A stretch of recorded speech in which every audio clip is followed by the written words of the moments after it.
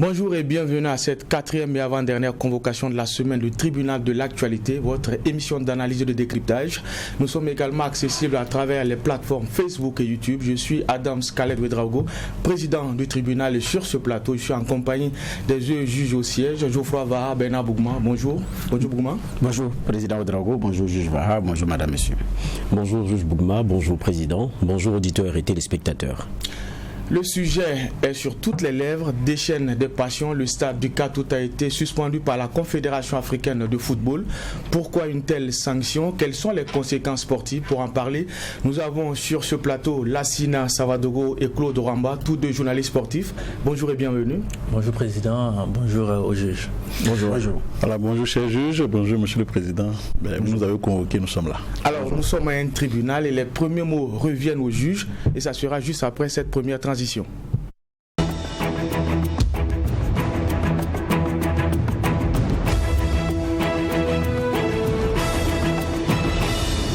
Juge Bougma, vous avez la parole. Merci président. J'ai deux avant-propos. Le premier avant-propos concerne la scène politique burkinabé. Les retournements continuent, je ne sais pas quel qualificatif maintenant on peut utiliser compte tenu de la situation. Toujours est-il que le MPS de Yacouba Isaac est le président d'honneur, Augustin Louada est président, donc le parti a rejoint la majorité présidentielle pour donner, selon ce qu'ils ont dit, une chance à la réconciliation nationale. Et donc, entre faire le choix d'aller à la majorité, oui, maintenant justifié par la réconciliation nationale, c'est comme si on n'y va pas, on n'aura pas de réconciliation nationale. Est-ce que les Burkinabés, pour se réconcilier, ont véritablement besoin que des partis se rejoignent au niveau de la majorité? Donc, en même temps, la question qu'on se pose, c'est quel contenu nous allons mettre pour notre réconciliation nationale. Parce que même quand les hommes politiques veulent changer de position, ils disent que c'est au nom de la réconciliation nationale. Donc, première question par rapport au contenu à mettre dans la réconciliation. Deuxième contenu par rapport au contenu à mettre, c'est qu'est-ce qu'on va faire en définitive et qui a besoin de se réconcilier avec qui. Ce sont des questions qui sont tellement importantes que si on ne fait pas attention, on risque de passer à côté. Donc j'ai toujours dit, pour certains, la question de la réconciliation se limite au fait que si le boss est casé, ces bons petits sont casés, il n'y a plus de palabres, on est réconcilié, on passe à autre chose. Mais il y a d'autres qui traînent des séquelles de 10, 15, 20 ans, 30 ans de la scène politique. Ils ont été victimes de la scène politique depuis ces années. À ces messieurs et à ces dames, qu'est-ce qu'on en fait? Je pense que beaucoup plus. La question est beaucoup plus à ce niveau. Donc l'autre réalité que révèlent ces changements, c'est aussi le combat de l'opposition. Aujourd'hui, c'est quel combat notre opposition a véritablement à mener. Il n'y a plus d'article 37 à dire qu'on n'est pas d'accord. Réclamer la réconciliation à corps et à cri, en faire l'objet de marches. On a vu des gens qui ont marché pour réclamer la libération des XY. C'est en train de partir. L'argument Blaise Compaoré doit revenir, est en train de partir. Bon, les questions de bonne gouvernance, les OSC et les syndicats sont là-dessus. Bon, finalement, c'est quel combat politique de l'opposition qu'il faut savoir effectivement faire. Maintenant, les partis politiques d'opposition ont peut-être aussi beaucoup plus dans la question de la veille citoyenne pour dénoncer une gouvernance qui va mal, pour dénoncer des dirigeants qui ne se comportent pas bien. Et bon, c'est une grosse interrogation. Donc il y a aussi à regarder ces choses-là de près en tenant compte des forces en présence. Maintenant, moi je suis surpris de l'indignation de beaucoup de ce que le MPS ait rejoint la majorité. Ils sont indignés. Il y en a qui sont offusqués, qui se plaignent. Mais vous avez donné combien de voix lors des dernières élections? Même si le candidat à la présidentielle lui-même n'est pas venu. Il y en a qui étaient alignés sur les législatives. Est-ce qu'ils ont un député? Mais Chirac a été clair. La politique n'est ni logique ni morale. C'est une dynamique irrationnellement changeante. Et ça vogue au gré des intérêts et des opportunités. Révoltez-vous pour autre chose, mais pas parce qu'un homme politique a rejoint un autre camp. Je pense que la jeunesse devrait trouver un autre sens à son combat, plutôt que de s'indigner, de s'offusquer, de perdre des énergies pour des choses qui, à mon sens, ne valent pas la peine, parce que je ne sais pas qu'est-ce que ça peut vous porter, cette indignation, du moment où ces missions opèrent leur choix en fonction de leurs intérêts. Donc, si vous laissez berner par un homme politique, c'est vous qui saurez. L'autre avant-propos pour aller rapidement, c'est la RTB et Sidoya. Ça a été l'objet d'une très longue lutte, compte tenu de ce qui avait été arrêté en septembre 2015 par rapport au statut de ces deux établissements-là. Donc hier, le Conseil des ministres a accepté, donc a décidé la transformation en société d'État des études de faisabilité, indiqué que les médias, voilà. Donc, j'ai dit c'était depuis 2015. Le décret même avait été pris en 2015, le 15 janvier 2020. Et le gouvernement a accordé, c'était un statut dérogatoire, je pense que ça c'est fini maintenant. Donc, ils passent désormais de façon intégrale à la gestion financière et comptable de type privé, Cisco Oda, et il y a une certification de leurs états financiers par des experts comptables. Et donc, ce sont de nouveaux statuts qui devront doter le personnel d'un organigramme adapté, d'un statut du personnel d'un organigramme adapté. C'est-à-dire, la première manche est terminée, il reste la seconde. Il va y avoir une réorganisation parce qu'à un moment donné, l'État est en train de lever sa main. Donc, ça engage également une responsabilité à l'heure nouveau. J'ai dit que ça a été un combat du Sénatique qui a abouti finalement hier. Maintenant, c'est les implications. L'essentiel, c'est qu'on ait une télé nationale qu'on a envie de regarder, comme les autres chaînes nationales qui rivalisent parfois avec nous, ou parfois on n'est pas fier, mais on va faire commencer notre télé, on se console avec. D'accord. Juge Vaha. Comme on a un gros sujet, moi j'aurai un seul avant-propos. Cela concernera Isaka Savadogo, le maire de Pensa, qui a été écroué. Selon les informations, c'était hier. Il avait une mission donc à Kaya, et quand il y est arrivé, il devait rencontrer le juge d'instruction. Et juste après cette rencontre-là, l'homme a été arrêté. Et de ce qu'il revient comme information, c'est qu'il lui est reproché d'avoir eu recours à des procurations qui sont fausses. Donc c'est faux et usage de faux, et ça pour une session de la mairie, et quelques jours après il aurait eu même le courage d'informer les concernés que des procurations étaient établies pour vous, quoi, et que on a pu tenir la session et tout. Et donc interloqué par cela, certains ont donc joint la gendarmerie pour mieux comprendre. Mais c'est quand même ahurissant, si c'est vrai que pour une session on établisse des procurations et on délibère. Ça dit que les personnes pour lesquelles on établit des procurations, pour nous c'est de la cosmétique. Leur absence ou leur présence, c'est pas ça qui impacte. Et puis qu'on veuille que les choses aillent dans le sens qu'on veut, pour peu qu'on y mette même pas la manière. Et ça, c'est pas une façon d'administrer, c'est pas une façon de gérer. Et j'espère qu'on aura le clair mot de tout cela, parce que je pense que les premières dénonciations venaient du premier adjoint. Donc on attend de voir plus clair, parce que ce qui est reproché est quand même grave. Et puis on a l'impression qu'en cascade, il y a beaucoup d'élus locaux qui commencent à avoir des problèmes, parce que c'est pas le premier nom qu'on pourrait citer, mais dans des affaires tout aussi différentes. On attend donc qu'on ait les responsabilités qui soient situées. Mais si c'est vrai, c'est une drôle de manière de gérer. Merci pour ces regards et ces analyses. Nous allons à présent nous intéresser au sujet enrôlé pour cette convocation. Une fois n'est pas coutume, nous avons deux convoqués sur ce plateau, Lassina Savadogo, Claude Ramba, tous deux journalistes sportifs, je le rappelais tantôt. Nous allons parler aussi d'un sujet d'intérêt national. Le stade du 4 août n'est plus aux normes pour accueillir des compétitions internationales. C'est la décision de la Confédération africaine de football. Quelques jours, sinon quelques heures après cette décision, la pilule a toujours du mal à passer. Claude Ramba. Évidemment, je pense que comme le sport c'est un domaine de passion, c'est ce qui donc peut expliquer qu'il y ait ce branle-bas autour. Sinon, en réalité, ça ne devrait pas être une surprise, parce que l'épée de Damoclès planait sur la tête du Burkina depuis plusieurs années. Donc, à partir du moment où on vous dit qu'il y aura des inspections sur un certain nombre, les critères ont été donnés, et que vous savez que vous ne remplissez pas, à un moment donné, il faut s'attendre que la sanction tombe. Voilà, ce qui est peut-être surprenant, c'est que au-delà de tout, personne n'a pensé à un plan B au cas où les stades du 4 août ne seraient pas pourraient subir une telle sanction. C'est un peu ce qui peut me choquer. Sinon, la décision en elle-même, on ne peut pas dire qu'elle surprend, parce que tout le monde le savait. On a essayé donc de retarder les choses Le stade de Feu-Boigny a été déclassé. Il y a d'autres stades aussi qui ont été déclassés. Donc, évidemment, le Burkina savait à quoi s'attendre. Mais peut-être que c'est le timing qui, dans la tête de tout le monde, c'était pour les éliminatoires de la Coupe du Monde. Et on se disait que pour ce qui était des éliminatoires de la CAN, c'était pas une urgence, alors qu'on se rend compte que ça concerne toutes les compétitions. Malheureusement, c'est implacable. Mais il faut l'assumer, c'est tout. Alors, là, comme Claude le disait, la petite surprise, c'est que la décision vient de la CAF et non de la FIFA. Oui, moi je n'appelle pas ça une petite surprise, c'est la grosse surprise. Parce que on le savait tous, la FIFA avait donné ses critères pour pouvoir abriter donc les compétitions des éliminatoires de la Coupe du Monde, Qatar 2022. Nous savions que les stades du 4 août à l'heure actuelle ne pouvaient pas abriter donc ces compétitions-là parce que les critères étaient assez difficiles à tenir. Mais quand on se réveille un matin, quand on nous dit que la Confédération africaine de football a suspendu le stade du 4 août pour les compétitions, pour les éliminatoires de la CAN, c'est quand même surprenant. C'est quand même surprenant et le timing aussi pose problème. Vous savez que Salita s'est qualifié pour la Coupe CAF. Salita a reçu son programme avec les lieux de compétition. On a bien indiqué sur le papier le stade du 4 août.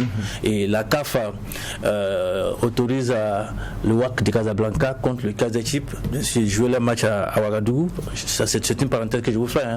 Le Maroc a refusé donc de recevoir les Sud-Africains à cause de cette comment on appelle ça encore? La variante Covid là. Oui, cette variante là.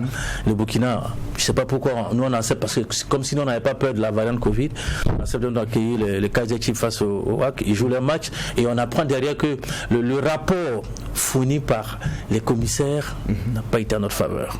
Le rapport a été difficile. Il paraît que les Marocains ont refusé même de s'habiller dans les vestiaires parce que ne supportant pas les odeurs et tout. Et du coup, ça aurait précipité, je dis même ça aurait précipité la décision de la Confédération africaine. Mais au-delà de ça, moi je reste encore, j'ai d'autres questions que je me pose derrière cette affaire. C'est vrai, on peut nous dire, on connaît les stades africains, on connaît leur qualité. Et après un match comme celui-là, venir comme ça, quelques jours après, nous dit qu'on ne peut plus arbitrer les compétitions des clubs. Les clubs en Afrique qui jouent. Nous qui voyageons, nous connaissons la qualité des clubs en Afrique. Mais je vous dis aujourd'hui que certains ne peuvent pas jouer sur le stade du 4 août. Parce que ce n'est pas la condition. Je ne sais pas combien de stades en Afrique pourront arbitrer la compétition des clubs. L'équipe nationale, oui, c'est un autre niveau. Et même ça pour la FIFA. Mais pour la CAF, on devait pouvoir s'accommoder. Là, j'avoue que je suis surpris et ça m'amène à réfléchir encore à d'autres questions. Peut-être qu'on en reparlera ici. Nous sommes dans les élections de la Confédération africaine de football. On sait ce qui se passe, il y a beaucoup de tractations. On comprendra que le football, c'est pas que sur le terrain. Il y a l'aspect diplomatique. Il y a l'aspect diplomatique. Le Burkina, ne le cachons pas, on pourrait porter sa voix sur Jacques Anouma de la Côte d'Ivoire. On est en train de travailler à créer un certain gentleman agreement autour de cette élection pour placer Motsepe, le Sud-Africain, à la tête de la Confédération. Ben, si le Burkina continue d'être têtu en griffe à vouloir soutenir Jacques Anouma, c'est pas surprenant que le Burkina subisse un peu le courroux de la Confédération africaine de football qui veut montrer au Burkina qu'écoutez, on a encore des armes pour durcir un peu les choses à votre égard. Et j'ai bien peur que ceci n'explique cela, quoi. D'accord. Monsieur les juges? Oui, que ceci n'explique cela, oui, je suis tout à fait d'accord, mais vous dites que vous êtes étonné que ce soit la CAF. Vous avez dit le Félicia, donc parlant du Stade Félix Houphouët-Boigny en Côte d'Ivoire, ça a été déclassé. C'est la CAF ou la FIFA? Oui, mais c'est dans le... C'est au même moment. Le Félicia est déjà en réflexion. Ils ont attendu d'avoir le stade olympique à Saint-Ouattara de Bipé pour commencer la réflexion du Félicia parce que le Félicia doit rentrer dans fait partie des 6 stades retenus pour la Coupe d'Afrique des Nations 2023. Donc c'est un processus normal chez eux qui arrive maintenant à sa réflexion. Non, mais il faut dire que le Félicia a été suspendu. Alors, après l'inspection de la CAF, ils ont trouvé que le Félicia ne répondait plus aux normes. Maintenant, la Côte d'Ivoire a eu un temps. Il n'y a plus de compétition à un moment donné. C'était une chance ou en tout cas une malchance, je ne sais pas. Mais ça a permis quand même à la Côte d'Ivoire de construire rapidement son stade parce que la Côte d'Ivoire a candidaté pour la Coupe du Monde, la Coupe d'Afrique. Donc évidemment, maintenant ils ont un stade aux normes qui est le stade de Bimbe. Donc il n'y a pas de souci pour eux. Maintenant, chez nous, c'est vrai que la décision est. Vous parlez pourquoi c'est la CAF. La CAF est une association de la FIFA. Donc je pense que même pour prendre les décisions, on essaie donc de passer par la confédération qui donc je pense que c'est la même entité. Mais c'est pas la même compétition. Oui, non, la Coupe du Monde, c'est pas la même compétition. Mais je pense qu'aujourd'hui, si vous avez suivi l'arrivée de Gianni Infantino ici, il a dit quelque chose qui était très important. Il dit son premier voyage en Afrique c'était au Burkina, où il a assisté à la Coupe d'Afrique des Nations à la CAN 98. Et aujourd'hui, il trouve que c'est inconcevable que combien d'années plus tard, je ne sais plus, il revient au Burkina et c'est toujours le même stade là qui est là, et rien n'a bougé, et rien n'a changé, et c'est toujours comme ça, et l'Afrique est en train de partir comme ça. Donc, si on veut que le football aussi évolue avec son temps, il va falloir aussi que les infrastructures suivent. Depuis 98, aucun changement jusqu'à maintenant, aucune réflexion. Donc, à un moment donné, si on ne sait pas de sévir, le football va se jouer, mais pas en Afrique. Donc, à un moment donné, il va falloir prendre des décisions, et je pense que c'est quand même normal qu'on puisse à un moment donné dire que si les stades ne sont pas aux normes, on ne pourra pas jouer. Si on commence à faire à mon avis, si on commence à faire des spécifications pour dire non, ça concerne la Coupe d'Afrique, ça ne concerne pas la Coupe du Monde. Ah non, la Coupe d'Afrique permet aussi de préparer la Coupe du Monde. Comment voulez-vous que les équipes africaines puissent remporter une Coupe du Monde si ils n'ont pas d'infrastructure adéquate pour pouvoir jouer? Donc tout ça là, c'est une imbrication. Donc on peut pas. Moi, en tout cas, je ne suis pas surpris de la décision.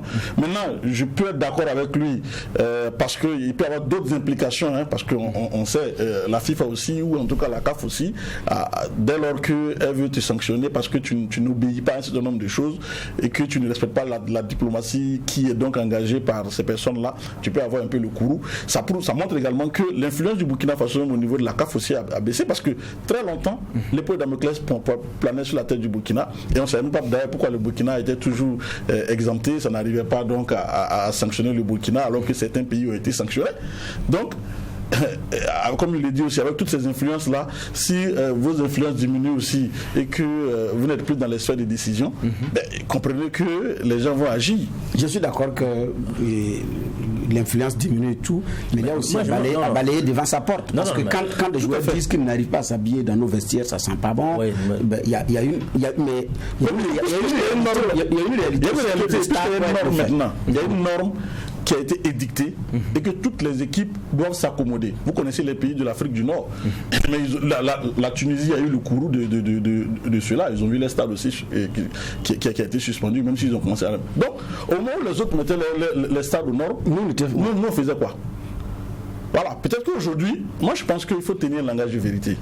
Si depuis lors, cette question de suspension du stade planait sur la tête du Burkina, et que le président du Faso lui-même, et que mon conseil des ministres, on a même statué là-dessus, parce qu'on avait proposé, voter un budget de 10 milliards pour chose, et que jusqu'à présent, on n'a pas pu commencer, c'est que la vraie question, on n'a pas les moyens. D'accord. Juste va. Oui, quand moi j'écoute j'écoute que ce soit Claude Romba et l'autre avis de la SINA, je pense que d'une façon ou d'une autre, on reconnaît à demi-mot pour la SINA que de notre côté aussi, on a prêté le flanc à cette décision-là. Maintenant, on peut subir le contre-coup de quelque choix qu'on fait, parce que c'est vrai qu'aujourd'hui, la question des instances et de la course à leur présidence, ça ne se fait pas facilement. Avec un milliardaire sud-africain qui a été sorti du chapeau, n'a pas compris comment, et avec ce qui est en train de se faire, c'est une grosse machine qui est derrière. Vous avez écouté par exemple Jacques Anouma il n'y a pas longtemps sur RFI et autres. Vous voyez les gentlemen agreements qui hier d'ailleurs. Voilà, les gentlemen agreements qu'ils essaient d'asseoir. Vous regardez, parmi tous ceux qui se sont avec lesquels on a discuté, c'est le moins allié, parce qu'il est surpris de ce qui devrait rester encore secret ne soit déjà révélé, alors que ils ont chacun fait un genre de lobbying pour leur candidature. Donc on sent qu'il est, et vous vous rappelez que la première fois il devrait même intervenir sur cette radio là, il n'a pas pu, il a évoqué une affaire de calendrier avant de revenir, donc il s'est donné le temps même peut-être de voir comment est-ce qu'il allait aborder la question. Donc c'est vrai que ça dérange, et c'est sûr que si on a un Burkina Faso qui est aligné derrière une candidature pareille, il y a un retour du bateau qui ne dit pas son nom, qui peut venir, et puis ça peut être un genre de message. Je pense que ça peut être aussi un genre de message. Mais je dis, ça c'est quelque chose. Mais nous-mêmes, on a fait quoi? C'est là où je rejoins aussi ce que Claude Romba est en train de dire tout à l'heure.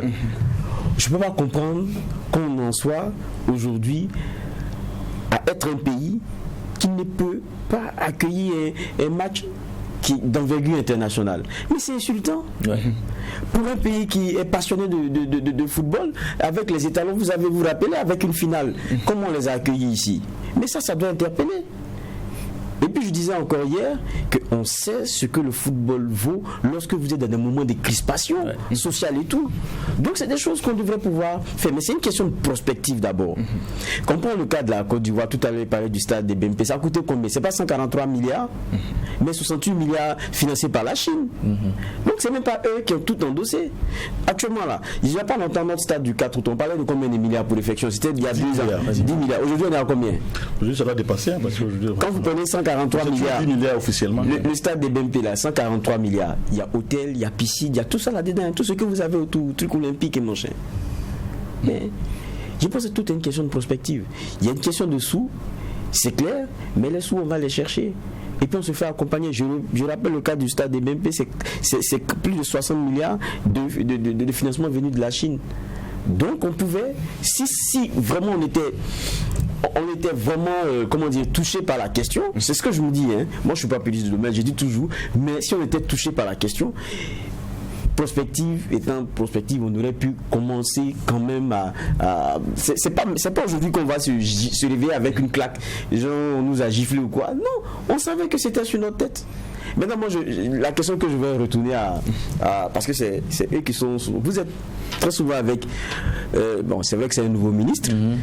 Vous discutez très souvent de ces questions-là avec même les conseillers au niveau des ministères, ceux qui sont chargés des questions techniques, quelquefois le ministre lui-même. C'est des questions qui revenaient, c'était des angoisses qui revenaient. Parce que le premier ministre, le nouveau ministre, quand il est venu, il a dit c'est son défi. Donc tout le monde est conscient. Est-ce que au-delà de la conscience, il y avait une envie d'aller à l'acte, de faire les choses concrètement? Est-ce qu'on sentait cela? Moi, je pense qu'il y a une chose, quand même, il y a eu une volonté politique qui s'était affichée. Je me rappelle lors du dernier meeting du président, maintenant du candidat Kaboré au stade du 4 août, il avait dit dans son discours qu'il fallait réhabiliter le stade du 4 août. Il avait dit, avant ça même, le conseil des ministres a suivi sous Daouda Zupiou. C'est là qu'on avait cherché déjà à débloquer les 10 milliards pour la réflexion. Mais vous savez, on était longtemps au Burkina Faso dans le conjoncturel. Regardez l'ensemble des infrastructures sportives au Burkina. Le stade Omnisport Sangoulé, construit pour la CAN 98, n'a pas encore été réceptionné jusqu'à aujourd'hui. Vous imaginez? Le palais des sports de Ouaga 2000 n'a pas encore été réceptionné. Est-ce qu'il est fini même d'ailleurs? Et vous connaissez la qualité de ces infrastructures-là. Toutes les infrastructures qui tournent autour du 11 décembre. Moi, je suis bien placé pour en parler. J'ai toujours fait de cela mon cheval de bataille. Prenez YouTube, vous tapez, vous allez voir les infrastructures. Je me rappelle en 2009, sous Jean-Pierre Palme à Waïguya, la ligne de démarcation entre le terrain et le reste n'était même pas 50 cm. Et je lui demande c'est quoi le problème. Et il interpelle l'entrepreneur qui lui dit qu'il n'a rien à se reprocher. Il a respecté les données techniques. Le plateau de Waïguya n'a jamais accueilli de match de sport de main. Parce qu'il y a une hauteur de près de 50 cm. C'est resté, c'est foutu. Je me rappelle encore. Non, je me rappelle le 10 décembre 2014, après l'insurrection, à Dédougou, je tends mon micro au Premier ministre Jacob Isaac Zida. Excellence, on a une question d'infrastructure. Chaque fois qu'on considère des infrastructures pour le 11 décembre, 2 mois après, ça disparaît. Il me dit, revenez dans 1 mois, vous verrez le travail. Je suis reparti 6 mois après. Il y avait encore un caterpillar et des travaux qui se faisaient. Le stade de Dédougou, demandez à ceux qui sont à Dédougou, c'est une catastrophe. Le stade de Tenkoudou, qui a été construit à la faveur du 11 décembre. Vous vous rappelez bien de cette scène, le vent qui a emporté la toiture. Jusqu'à présent, on n'en reparle plus. Le stade de Gawa, c'est terrible. On a suspendu le stade de Manga, il n'y a pas longtemps, qui ne peut plus habiter le championnat. Et quand on veut dire qu'on est une nation du football, et on joue encore au football sur ce qu'on appelle généralement du gragra à Koudougou, avec tous les problèmes que ça crée. Parce que le 11 décembre à Koudougou, c'était une catastrophe. Le stade municipal ne peut pas abriter des matchs. Donc, de façon globale, regardez ce qu'on vit. Le ministre est arrivé, c'est vrai, il est volontaire parce qu'il est dans le milieu du sport. Moi, je suis désolé, et pour lui, et pour le président Bansé qui arrive au moment où tout ce truc-là tombe sur la tête. Mais regardez comment on fonctionne. On fonctionne comme si on attend que le fouet vienne pour qu'on réagisse. Mais ce n'est pas possible. Je fais la comparaison. Vous prenez Salitas du colonel Yak, le centre. Vous prenez Bama. Ils ont conçu les pilules synthétiques. Raïmou à Bama. Les pilules synthétiques sur fond propre. Pendant plusieurs années, il n'y a aucun problème. La pelouse est intacte, ça joue sans problème. Raïm a mis 300 millions pour construire sa pelouse synthétique. Vous allez à Bama, vous regardez RAS. Et quand c'est l'État qui construit, c'est la catastrophe. Et personne n'est inquiété, s'il vous plaît. On fonctionne comme ça. Je me rappelle, le DG du stade du CAR m'avait interpellé une fois lors d'une Coupe du Faso. Mais Lassina pose la question au président sur la question des caméras de surveillance. Mais je lui pose la question, Excellence, il n'y a pas de caméras de surveillance au stade. Il dit non, ça va se régler. C'est vrai, on a essayé de régler la question des caméras de surveillance et après on est passé à autre chose. On vous demande de mettre des sièges au stade du 4 août. On met les sièges sur la tribune couverte. Mais on n'a même pas l'intelligence de dire qu'on a dit 10 000 places assises. Mais on peut ne pas le faire immédiatement. Mais ça fait déjà combien d'années qu'on a mis les sièges là-bas et qu'on n'a plus rien fait. Nous, on a l'habitude de voyager. On connaît le stade du continent. C'est vrai, les pays qui ont eu la chance d'habiter la Coupe d'Afrique des Nations, on refait un peu les stades. Mais ici, quand tu regardes la façon dont on fonctionne depuis longtemps, tant que ça ne chauffe pas, on ne réagit pas. Et aujourd'hui, quand on chante l'hymne national du Ditanien, imaginez-vous, c'est la caricature que je me fais aujourd'hui. Quand on va dire, on chante le Ditanien, l'hymne national du pays qui reçoit. Et puis tu regardes, tu es au Maroc, à Casablanca, dans un stade de Casablanca, et on dit le pays qui reçoit, c'est contre la filule du Milan qui chante. Mais vous voyez le symbole. Le symbole. Mais c'est terrible. Et c'est ce à quoi nous sommes aujourd'hui. Claude m'a parlé d'influence à la CAF. Moi, je ne pense pas qu'on n'ait plus d'influence à la CAF. Si tu Sangaré est à la CAF, le comité exécutif de la CAF, c'est vrai, il n'est plus président de la Fédération de football, mais son influence demeure. S'il n'est pas capable, de par son influence, d'agir, c'est qu'il y a problème. Et là aussi, c'est une autre question qu'il faut se poser. Est-ce que les Burkinabés parlent d'une même voix à la CAF aujourd'hui? Ça, c'est une question qu'il faut se poser. Si on parlait d'une même voix et qu'on sait qu'on a quelques compatriotes là-bas, au nom de l'intérêt supérieur de la nation, si on pouvait sauver ce qui pouvait les suivre, je dis bien pour la CAN.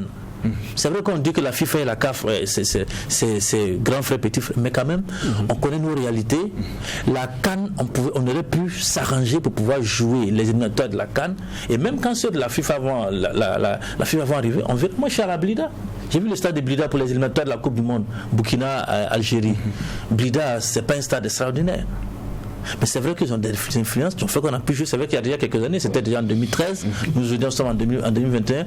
Moi je pense, vous savez, vous êtes là, les juges, vous êtes là, c'est aujourd'hui on est ici, on est convoqué au tribunal, mais petit à petit les choses vont sortir. J'ai comme l'impression que nous-mêmes, on est en train d'essayer la branche sur laquelle nous sommes assis. Sinon, de façon générale, aujourd'hui, on a un problème d'infrastructure. Je vais vous dire un exemple comme ça, j'ai toujours dit ça.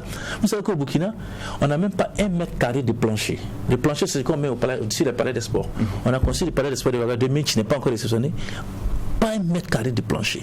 La salle des arts martiaux derrière le stade du 4 août acquise grâce au CNOSB. Comme ça, pour mettre le courant, c'était un problème.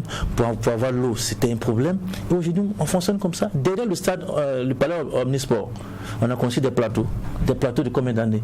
On est réparti encore construire des plateaux, des vulgaires plateaux. J'ai toujours dit au Burkinabé, vous pensez que les synthèses de l'école américaine sont plus intelligents que nous? Allez voir les plateaux.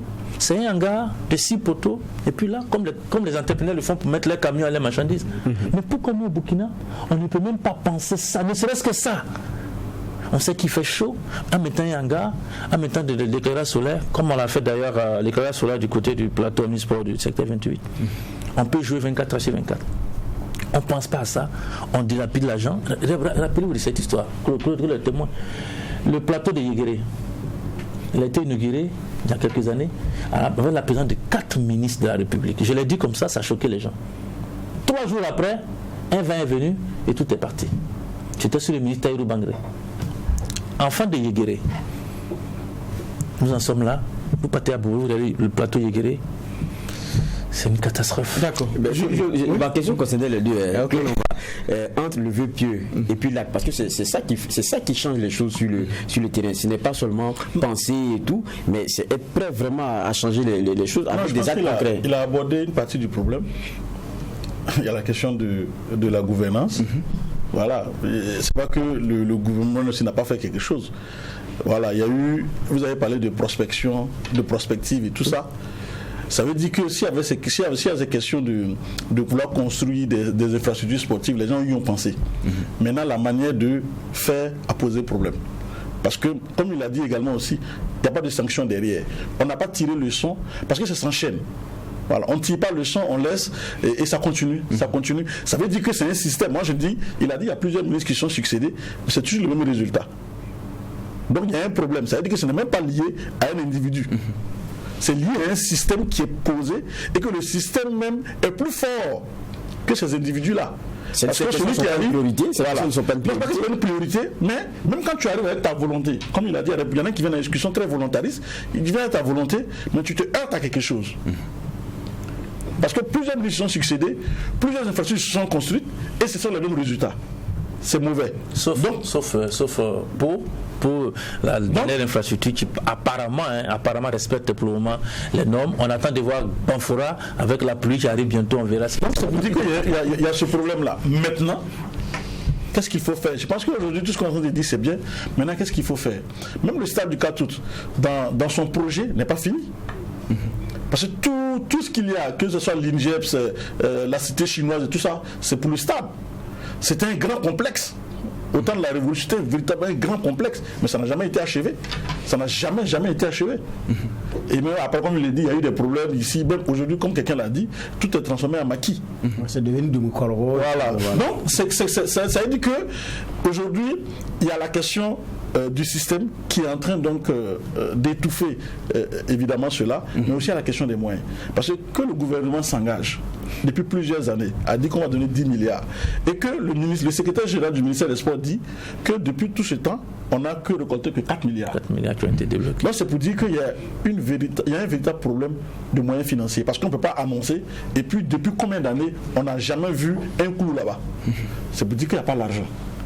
Et les infrastructures du 11 décembre, aujourd'hui c'est devenu comme un boulet, et les gens sont obligés de le faire. On aurait pu peut-être le faire à 1+1, c'est-à-dire Banfora accueille dans 2 ans, et c'est comme ça qu'on commence à construire des infrastructures, de telle sorte que ça soit de bonnes infrastructures et que ça puisse servir. Voilà. Mais c'est pas fait comme ça. D'accord. Juge Bouma. Oui, moi, la question que c'est par rapport à la réflexion qui avait été annoncée. Quand les Burkinabés m'ont entendu 10 milliards, ils ont dit c'est faux, comment la récupérer. C'est ça aussi, quoi.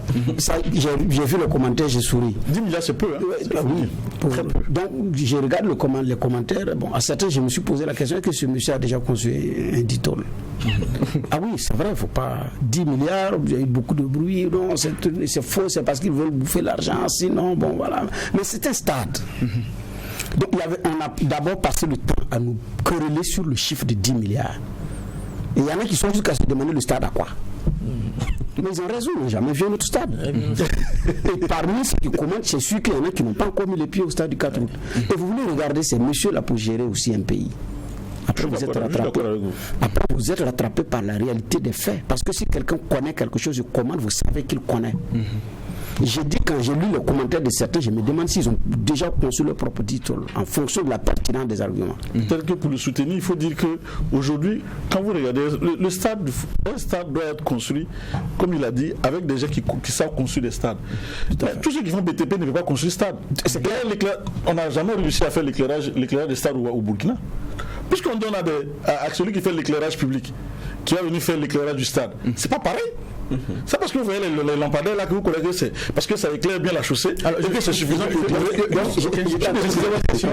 j'étais en train de finir. Donc d'abord il y a ça.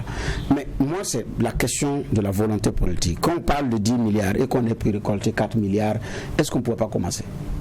Est-ce que vous avez la le nouveau ministre des Sports, qui est bien impliqué de la question sportive du domaine, il avait déjà dit délocaliser des matchs du Burkina serait un échec pour moi. Malheureusement, il ne s'est même pas encore assis. Et puis c'est venu. L'échec est déjà consommé. Je ne sais pas si on doit attribuer cet échec-là, mais c'est dire un peu la situation, comment elle est difficile. Aujourd'hui, Claude parlait de l'éclairage. Avant de revenir, l'éclairage du stade, comment on appelle ça, du stade municipal, ça a été fait sous le projet de la FIFA, par la fédération.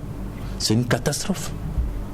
l'éclairage du stade Obi, qui Sita Sangaré, alors président de la fédération, a promis à Bobo Dioulasso, passer les nattes de Bobo Dioulasso.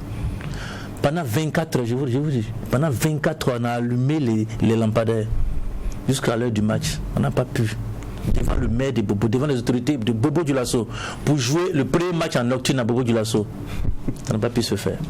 On est venu charcutant en mettant des poteaux encore au milieu du terrain. Jusqu'à aujourd'hui, des centaines de millions qui sont partis à l'eau.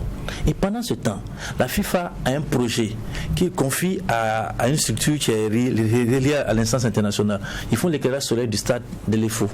Vous allez voir le stade de l'EFO le soir. RAS. Ils sont en train de faire l'éclairage solaire du stade de la Soinega. RAS. C'est comme si on n'est pas pareil. Quand c'est le Burkina qui fait, c'est du down. Et quand c'est la FIFA qui fait, on respecte les normes, c'est ok. La question des pelouses, quand c'est la FIFA qui fait, le stade municipal, c'est ok. Le stade régional des Zianré, offert par le Maroc, c'est ok.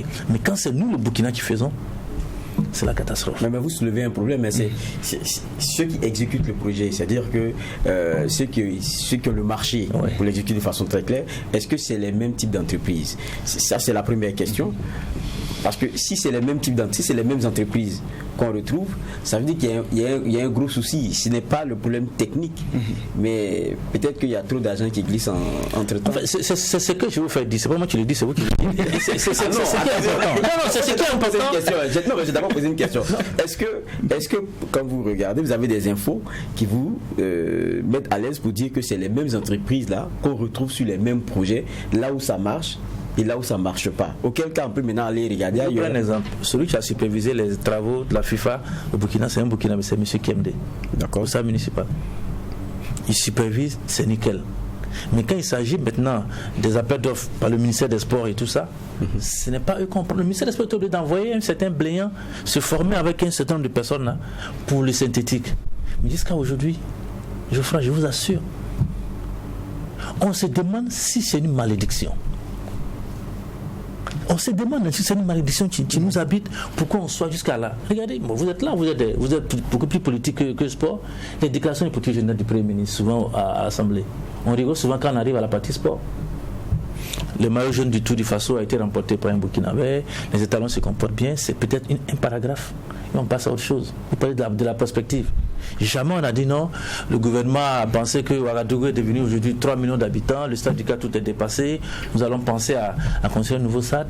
Jamais un discours pareil n'est venu. Je me rappelle le jour que nous avons monté la maquette du Palais des Sports de Ouagadougou. C'était au stade du 4 août.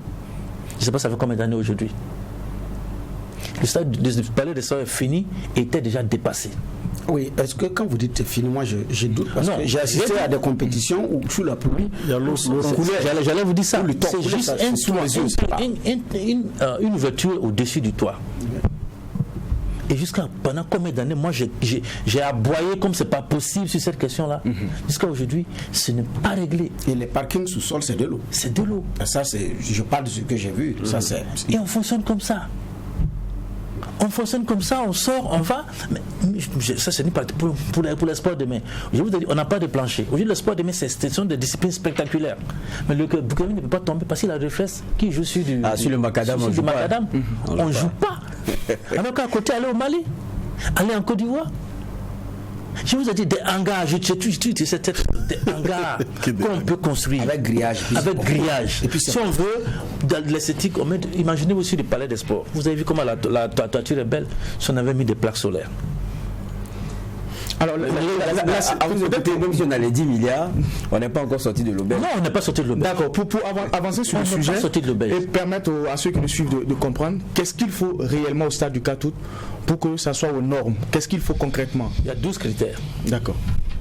Je fais une petite anecdote. Le DG du stade nous demande à ceux qui croient comme ça, qui peut trouver encore les ampoules du stade du 4 août là? Les ampoules de 84. Ça n'existe plus sur le marché. L'éclairage du stade du 4 août, aujourd'hui, quand tu vas regarder un match, c'est terrible.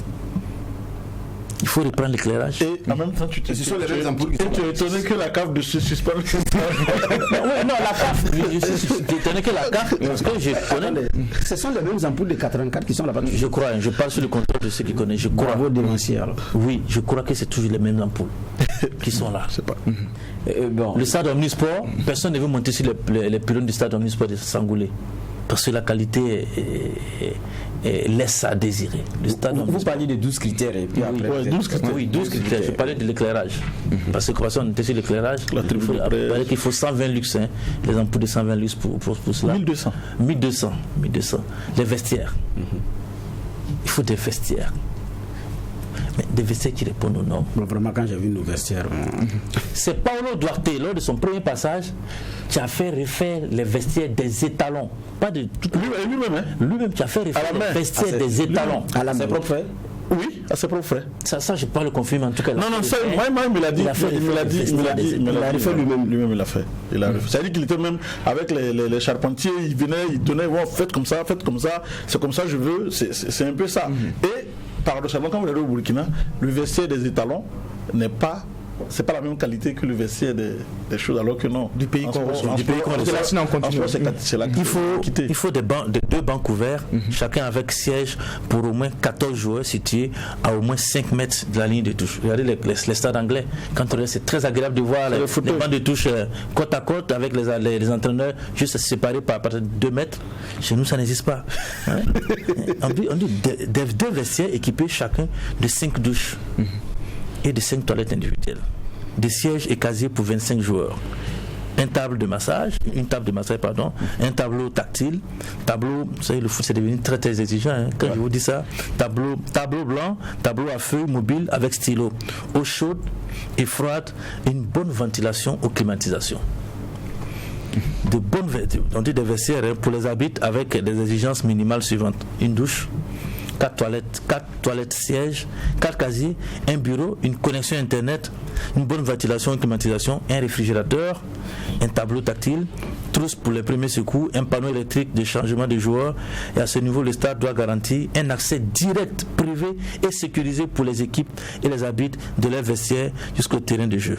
Le stade doit avoir une salle de réunion en cas de crise pour accueillir au moins 20 personnes et des chaises de table disposées en forme U. Des places de stationnement pour un minimum de 2 autocars et 10 voitures pour les équipes et les officiels de match. Également une aire de stationnement pour les supporters.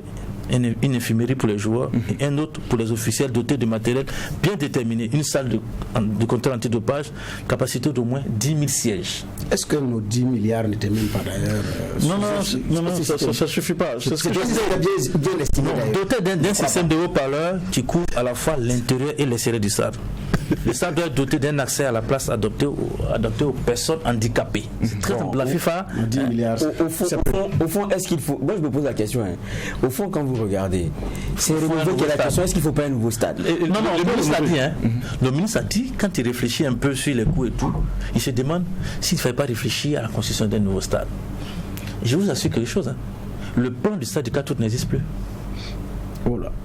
Le plan du stade du 4 août n'existe plus. Nulle part. Vous ne trouverez le plan du stade du 4 août. Il faut refaire un nouveau plan. Et l'assainissement de départ même a été modifié parce qu'il y a beaucoup de travaux qui a été modifié. Donc c'est difficile. Avec vraiment on peut faire ça. D'accord. Alors on va évoluer dans le débat. Aujourd'hui, c'est vrai, on connaît les Étalons doivent évoluer au Maroc. Salitas qui est engagé en campagne africaine doit évoluer du côté de la Côte d'Ivoire. Sur le plan sportif, qu'est-ce que ça représente et qu'est-ce que vous pensez de ces choix-là? On commence par vous, Claude Ramba. Bon, je pense que déjà c'est difficile. Voilà. Maintenant, le Maroc a des infrastructures, il faut le dire, extraordinaires. Il faut dire que c'est aujourd'hui en termes donc d'infrastructures en Afrique, il n'y a pas photo. Ça veut dire que le Maroc a voulu candidater même pour la Coupe du Monde.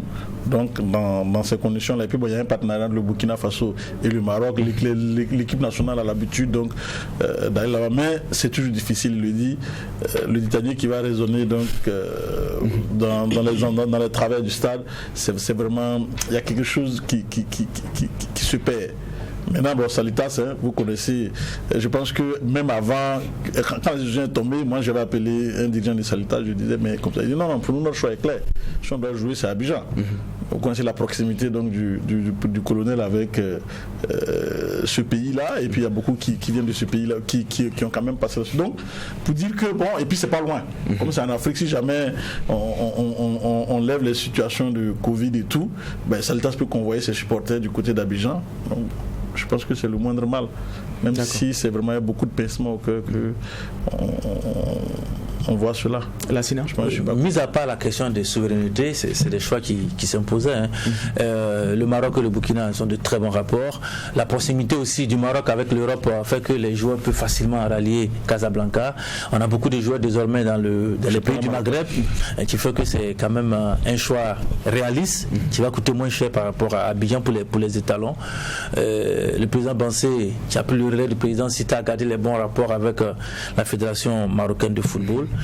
C'est vrai que depuis hier, ils attendaient encore un peu le roi, parce que c'est la décision qui doit venir du roi. Le roi, puis le ministre des Sports au Maroc donne son OK pour donc le choix du Maroc. Alors que, je vous dis, pour comprendre un peu ce qui se passe, la CAF avait donné 24 heures au Burkina après la signification de la Côte d'Ivoire. 24 heures pour trouver des destinations.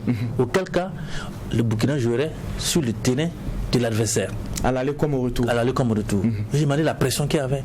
Donc hier, il fallait courir dans tous les sens pour avoir des correspondances et puis s'assurer que le Maroc donne son OK pour les étalons et puis aussi la Côte d'Ivoire donne son OK pour Salitas. C'est vrai, il le disait, le colonel était un enfant de Benjerville. Il a fait les MPT de Benjerville.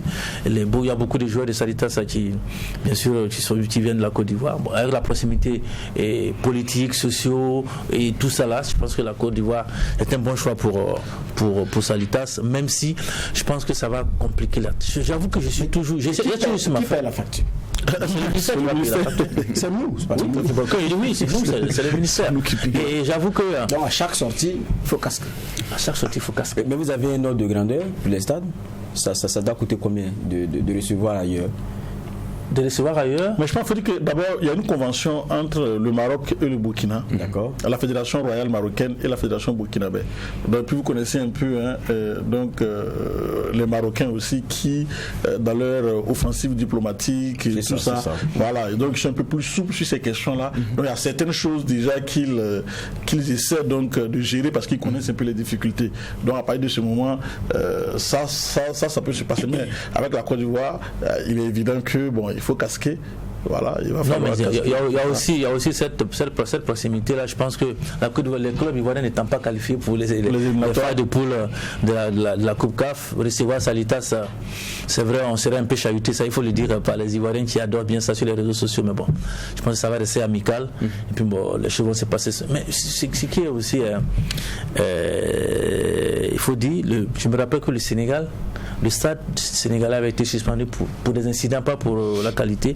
Et le Sénégal avait joué du côté du Maroc, tout comme la Guinée. C'est une destination de plus en plus utilisée par les équipes africaines parce que quand même il y a des commodités. Et puis comme je l'ai dit, comme c'est proche de l'Europe, ça facilite beaucoup de choses. C'est vrai qu'on est en train de partir allègrement vers la fin de l'émission.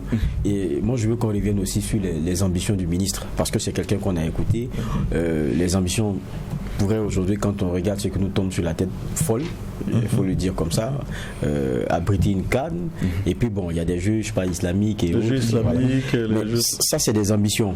Maintenant, aux ambitions, des moyens qu'on vous donne pour pouvoir parvenir à cela. Est-ce que ça ne donne pas aussi un genre d'espoir pour se dire que si on se permet de rêver aussi grand, ça veut dire que dans le processus et dans la stratégie, on a commencé à vouloir vraiment s'engager dans la construction des infrastructures. Sinon, je ne sais pas comment est-ce qu'on peut venir se réveiller un matin pour nous dire qu'on veut organiser une CAN si dans le fond des discussions, il n'y a pas de ce genre d'offres-là qui sont en train de venir. Est-ce que ça ne donne pas des espoirs par rapport à ça? Est-ce qu'on ne se dit pas que, au fond, bon, ça nous tombe dessus aujourd'hui, mais c'est clair qu'il y avait une claire ambition d'apporter des infrastructures, notamment au Burkina Faso, pour ces grands rendez-vous-là? Moi, je voudrais déjà saluer le courage politique du ministre. Le ministre qui décide, c'est vrai, dirigeant de la sphère Sénégal, un membre de la fédération il y a eu quelques années de cela, aujourd'hui qui est à la tête du ministère. 2029, c'est dans 8 ans. Pour organiser une CAN, il faut 6 stades, avec toutes les commodités derrière, des CHR, des aéroports et tout ce qui va. Moi, je pense que ces ambitions qu'il a pour 2029 là, s'il peut aller parler à l'oreille du président, pour qu'on ramène ça pour le court terme, pour qu'on voit ensemble aujourd'hui qu'est-ce qui peut être fait. Est-ce qu'il faille, avec bien sûr la Chine, on a repris la coopération, penser à nous refaire un stade quelque part dans la banlieue de Ouagadougou? Je pense que déjà, on aurait gagné. Il aurait déjà montré son volontarisme dans le changement des mentalités, dans l'envie d'avancer dans les choses. 2029 là, il faut qu'on revienne ici. Peut-être vous convoquez un charlatan qui va s'asseoir, qui nous dit si 2029 c'est possible. Mais déjà, parlons au plus pressé. Okay. Le plus pressé là, ce n'est pas de faire dans la précipitation, mais c'est de voir concrètement comment les choses peuvent se faire pour qu'on sorte de cette situation. Parce que déjà on était frustrés avec Raïmo de ne pas pouvoir jouer les matchs de la compétition des clubs à Bobo Dioulasso. Alors qu'on a le Stade Sangoulé et puis on a le comment on appelle ça? Je vous raconte une anecdote. On est parti en Mauritanie avec les étalons.